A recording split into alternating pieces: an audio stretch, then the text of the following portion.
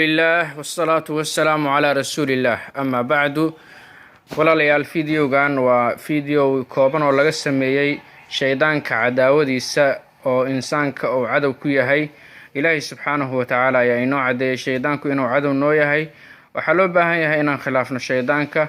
ilaahay subxaanahu wa ta'ala wuxuu leeyahay inna ash-shaytaana lakum caduwun fattakhiduuhu caduwa. shaydaanku cadow buu idin yahay, cadow ka yeesha.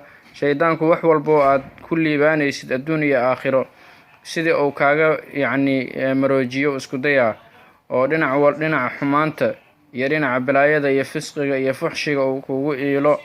ilaahay subxaanahu wa ta'ala uu inooga diga walaalayaal aan iska ilaalino shaydaanka.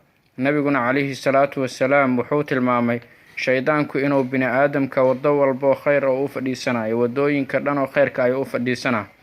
wadadii wuxuu u fadhiisanaa islaamnimadii, wuxuu u fadhiisanaa wadadii salaada, wuxuu u fadhiisanaa wadadii xajka, wadadii zakada. markaasba wuxuu isku dayayaa sidii uu uga leexiyo, sidii uu waswaas u geliyo, sidii salaadiisa uu ugu ciyaaro ayuu ku dadaalayaa walaalayaal. shaydaanka aan khilaafno.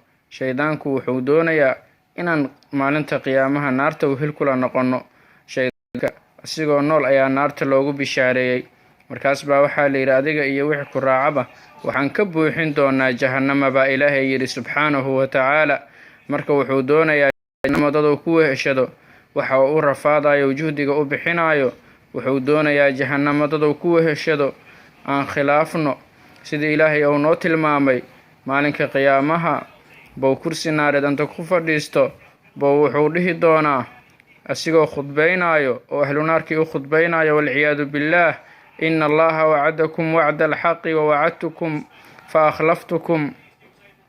إلهي سبحانه وتعالى وحو إذين بلنقاض رب أنيقنا وحون بان إذين بلنقاضي وحكم جيران أنيقو وان إذين كقب حيو ليهي وحان إذين بلنقاضي وحبك مجرين وما كان لي عليكم من سلطان إلا أن دعوتكم.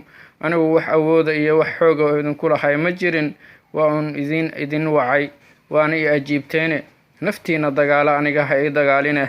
falaa taluumuunii waluumuu anfusakum maa ana bimusrikikum wamaa antum bimusrikii. adinkuna ima badbaadi kartaan, aniguna idima badbaadi karou leeyahay. walaalay shaydaanka aan khilaafno. haddii fideogan uu kusoo gaaro sii sheergaray. assalaamu calaykum waraxmatullaahi wabarakaatuh.